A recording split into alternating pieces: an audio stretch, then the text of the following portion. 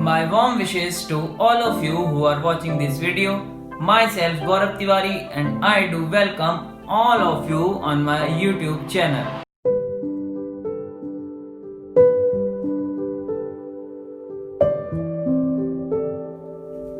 So today I am here to present a short movie based on the topic that why should we celebrate Green Diwali. So without wasting the time, let's come watch the video, and a request to all of you that please watch the video till end, otherwise the charm of the video will end.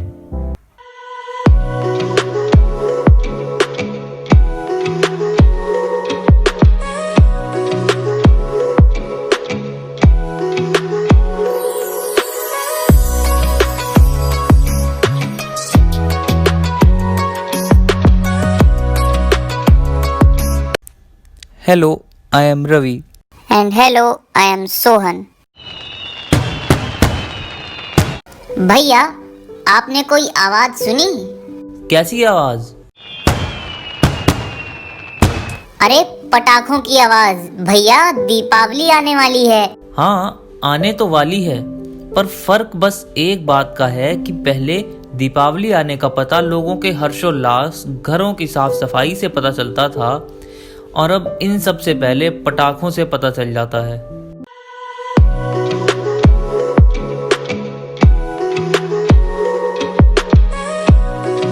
चलो भैया, morning walk पर चलते हैं। अच्छा रुको, मैं तैयार होकर आता हूँ, तब तक तुम मास्क लगा लो।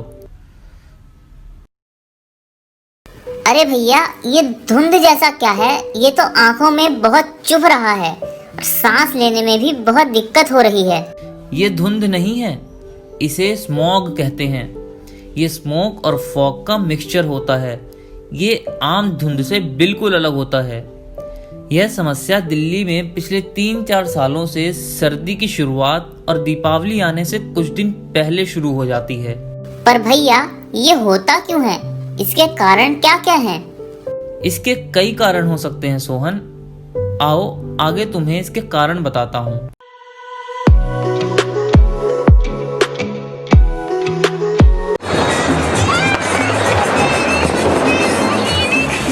वो देखो भैया, बच्चे वहाँ पटाखे जला रहे हैं। हाँ सोहन, यह ही सबसे बड़ा कारण है इस स्मॉग या वायु प्रदूषण का।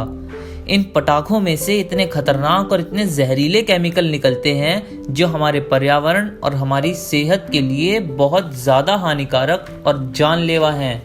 पर भैया, दिवाली है तो थोड़े पटाखे जलाने का मन भी करता ही है। पर दीपावली पटाखे जलाने के लिए है, यह किसने कहा?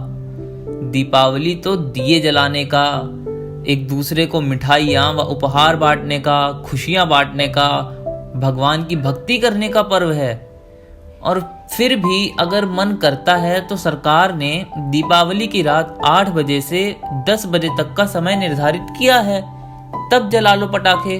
और सरकार द्वारा अप्रूव्ड ग्रीन क्रैकर्स को ही जलाओ, पर हो सके तो ना ही जलाओ। पर फिर भी लोग मानते कहाँ हैं, 1 महीने पहले से ही जलाना शुरू कर देते हैं। पता नहीं लोग कब समझेंगे। ठीक है भैया, मैं समझ गया हूँ। मैं अपने सभी दोस्तों को भी यह बात समझा दूंगा। इससे प्रदूषण के स्तर में भी गिरावट आएगी। हाँ सोहन, इस जानकारी को अपने सभी दोस्तों को बताना। चलो अब आगे चलते हैं।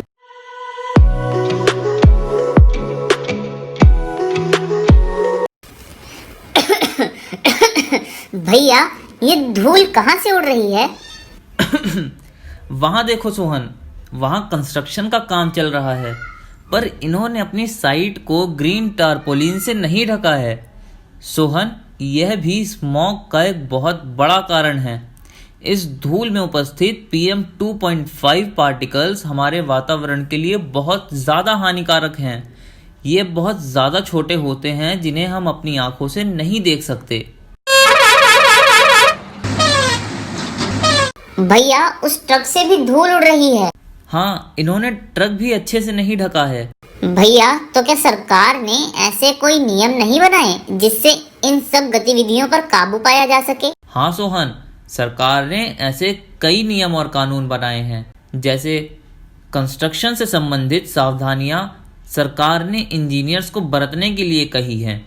यदि कोई इंजीनियर उसका उल्लंघन करता है तो उसे कंस्ट्रक्शन एरिया के हिसाब से जुर्माना देना होगा।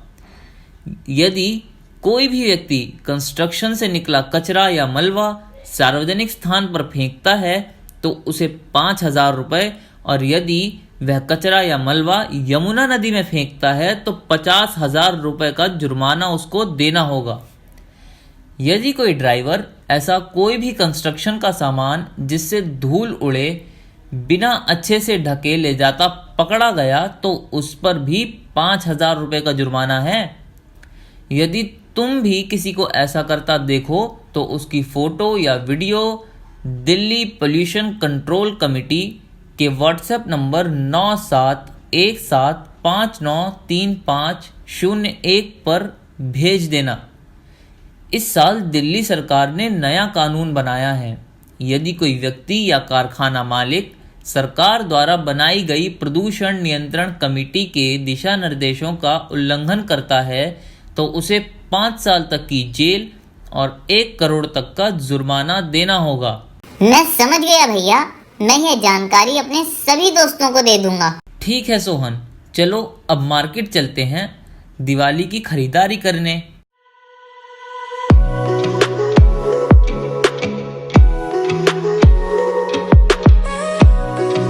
वो देखो भैया, कितने सुंदर और रंग बिरंगे दिए हैं वहाँ पर भैया उनके अंदर वो चिपचिपी सी चीज क्या है? सोहन, उसे पेट्रोलियम जली कहते हैं। यह भी वायु प्रदूषण का एक स्रोत है। इन दियों को जलाने से इनमें से बहुत सी खतरनाक गैसें निकलती हैं जो हमारे श्वसन तंत्र के लिए बहुत ज़्यादा हानिकारक हैं। ओह, तो भैया हमें कौन से दिए जलाने चाहिए? हमें हमेशा मिट्टी से बने दिए ही जलाने चाहिए जो प्रकृति को कोई भी नुकसान नहीं पहुंचाते।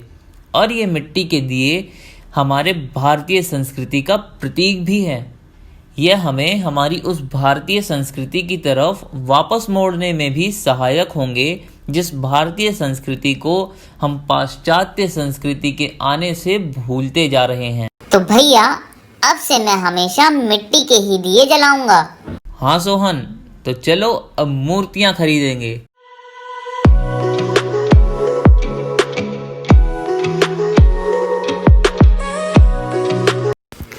भैया भैया मैंने अभी उस दुकान पर भगवान की बहुत सारी रंग बिरंगी मूर्तियां देखी। कहाँ सोहन? वहाँ भैया, उस दुकान पर। अच्छा सोहन, सुनो, वो मूर्तियां रंग बिरंगी तो हैं मगर वह जल प्रदूषण का एक बहुत बड़ा स्रोत हैं। वो कैसे भैया? सोहन, जब हम यह मूर्तियां जल में प्रवाहित करेंगे तो इस पर लगे केमिकल वाले रंग नदी के पानी को दूषित कर देंगे। अच्छा भैया, तो फिर हमें कैसी मूर्तियां लेनी चाहिए?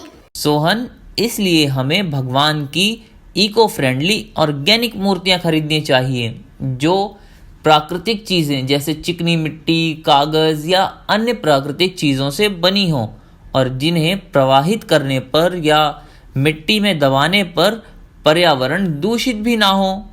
ठीक है भैया, मैं ये सारी बातें अपने सभी दोस्तों को बताऊंगा। हाँ सोहन, आज तुमने कितनी सारी बातें सीखी पर्यावरण से संबंधित, तो ये सभी बातें आज अपने दोस्तों को ज़रूर बताना। और आप सब भी इन सभी बातों का अच्छे से ध्यान रखिएगा और दिवाली एकदम सेफ तरीके से मनाइएगा। आप सभी को और आपके परिवारजनों को मेरे और सोहन की तरफ से हैप्पी दिवाली। तो आशा करता हूँ आप सभी को ये वीडियो पसंद आई होगी। और 2 टॉपिक जो मैंने इस वीडियो में नहीं डाल पाया था क्योंकि वीडियो लंबी हो रही थी, तो मैं यहाँ पे वो टॉपिक शॉर्ट में बता देता हूँ। पहली बात तो किसी भी जानवर के साथ पटाखों से संबंधित प्लीज कोई भी मजाक ना करें क्योंकि वो मजाक उन जानवरों के लिए बहुत ज्यादा हानिकारक हो सकता है और जानलेवा भी हो सकता है। दूसरी बात, यूजुअली जो रोड्स बिजी रहती हैं वहां पर पटाखे ना फोड़ें वरना आपकी थोड़ी सी देर की मौज मस्ती की वजह से किसी की जान भी जा सकती है। तो आशा करता हूँ आप सभी को वीडियो का कंसेप्ट अच्छा लगा होगा। तो अच्छा लगा तो लाइक कीजिए, शेयर कीजिए और कमेंट करके बताइए आप सभी को वीडियो कैसी लगी। और बाकी कविताओं और स्टोरी के लिए चैनल को सब्सक्राइब कीजिए। धन्यवाद।